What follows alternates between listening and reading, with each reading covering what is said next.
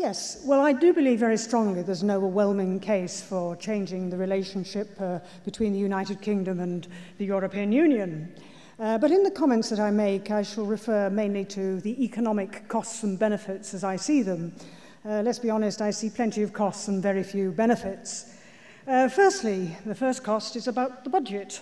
Last year, believe it or not, we paid net over to the EU of about £9 billion. It's about £350 for every household in the country.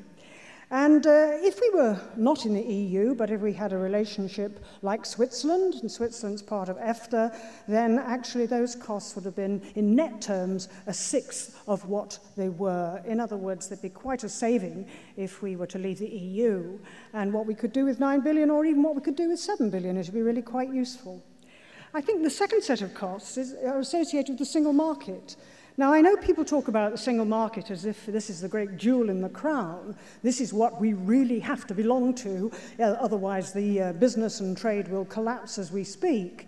But actually, the single market is somehow thought of as if it's a really free trade area. But this is really to misunderstand the EU single market, because a lot of it is associated with what is known as harmonizing regulations, and heavy regulations at that.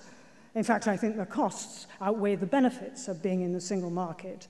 And indeed, even on the Commission, I think some years ago, there was an estimate that the costs of regulations was about 600 billion euros, whereas the benefits was perhaps 240, 250 billion euros. Well, it doesn't take a mathematical genius to work out that the costs seem to outweigh the benefits. And yet, how many times do we hear about that when people say, we must stay in the single market? Of course, they say that because they assert that if for some reason we left this construct, then they, presumably the other members of the EU, would not trade with us. And they even say things like, we would lose the privilege of trading with them. Privilege, if you please. Well, come on, we know that basically it's businesses that trade with each other, and if people want to buy things from other people, they buy them, and if they don't, they don't. And moreover, not merely is trade determined by the rules of the World Trade Organization, in other words, these are determined internationally, but also, of course, just another little aspect of all this is that we have a very sizable trade deficit with the other members of the EU in aggregate, not least of all, of course, with Germany. And the notion that we would somehow lose the privilege of this whacking great trade deficit if we left the EU strikes me as slightly odd, and I've just seen a red light. That means I've got to get off. I'm just going to say on the third thing, and in the third cost, of course, is actually being part of the customs union. It means that we can't actually negotiate our own trade deals, which when you think about it, and the fact that the European Union is going to be a shrinking part of the world economy doesn't seem a very good idea to me. We should be negotiating, we should be building up trade deals and free trade areas with the parts of the world economy that are actually growing.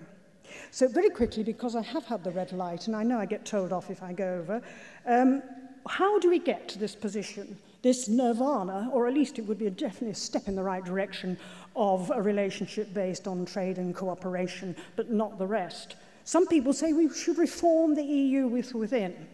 Well, I think we've been trying to reform the EU from within since 1973, and it's not been noticeably successful from our perspective. Others say we should...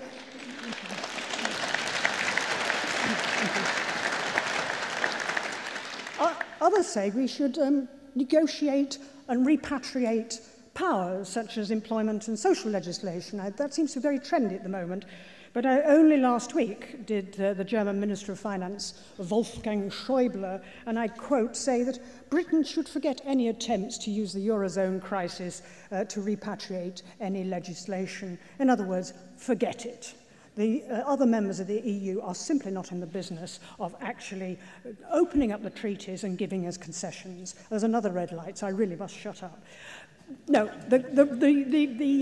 please note that I do look at these, even if I ignore them. But no, joking apart, forget reform, forget repatriation. I think we are talking about actually leaving the EU and getting back to control. Ruth. and getting control over our lives. And there's so many red lights now, I must go. Okay, brilliant. Okay.